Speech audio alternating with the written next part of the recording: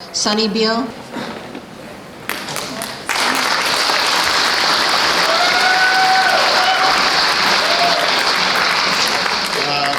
First off, I'd like to thank Colleen for taking as much time as possible at the beginning of the process, so we couldn't shorten our time to speak. The slide with, as Mrs. Collins noticed, the slide with the pile of traps and the whales, that was spectacular. My name is Sonny Beal. I'm from Beals Island, third generation lobster fisherman. I'm on the board of directors for the Maine Lobsterman Association, and I'm the president of the Beals Jonesport Co-op. Thank you. I drove 4 hours to be here, to be able to speak my mind about the recent laws being proposed to protect the non-existent right whales in the Gulf of Maine. And I know other guys drove farther. I see some boys from Cutler here. We're from all over the state.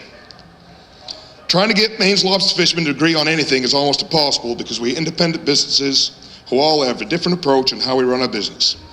There are two things that we can all agree on. One, the lobster price is never high enough. And two, there are no right whales in the Gulf of Maine.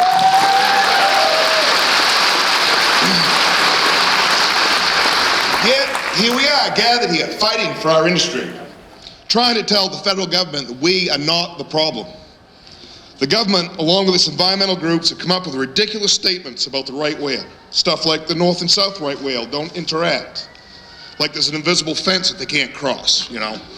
Other things like the cryptic mortality rule. If you find one dead whale, you can assume that 3 more are dead as well, and they go on the deceased list without ever seeing them.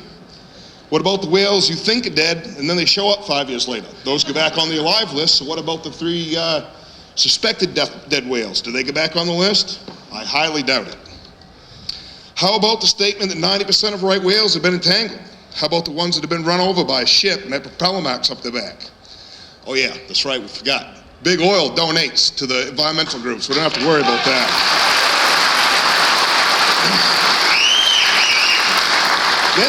Then there's the new closures being brought up. For instance, if they want to do, I fish in Zone A.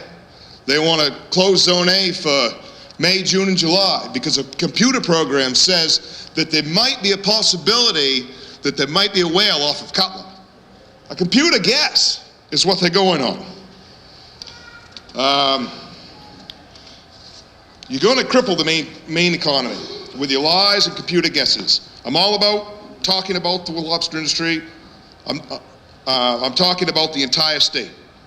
We won't be buying trucks or homes. Our kids won't be going to Maine schools. We won't be shopping at our local grocery stores.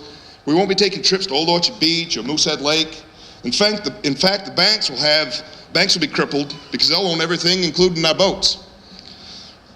What you were doing is absolutely ludicrous. I have 2 sons in high school that fish in the summer. They have 1,700-pound links on all their stuff. Stuff in 10 feet of water. 10 feet of water, and they got 1,700-pound weak links on a single trap. Makes a lot of sense. You actually think a whale is going to swim up in the bay in 10 feet of water and one 1,700-pound link on one trap? The link wouldn't even break if it got caught up in it. It'd just be towing the trap around. But I tell you, if a whale gets up in 10 feet of water, he's got a lot more problems than looking out for a trap.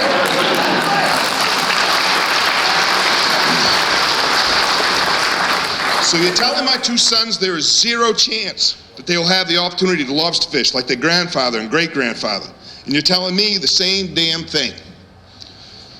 What am I going to do? Where am I going to find work? It won't be in Maine, that's for sure, unless it's probably to scrub some rich vacationer's toilet. I say again, what you were doing is ridiculous. Crippling an industry, a heritage, an entire state because rich environmentalists paid off a judge to side with them so the Gulf of Maine can be plugged full of windmills that will not work. Windmills that will fall apart. Windmills that will fall apart in its rugged waters. Letting a bunch of rich environmentalists from California control the narrative of what happens to the state of Maine is an absolute failure of the National Marine Fisheries Service, the National Oceanic and Atmospheric Administration as well. I repeat, you have failed us as a fisheries service, and you have failed to do the right thing for the entire state of Maine.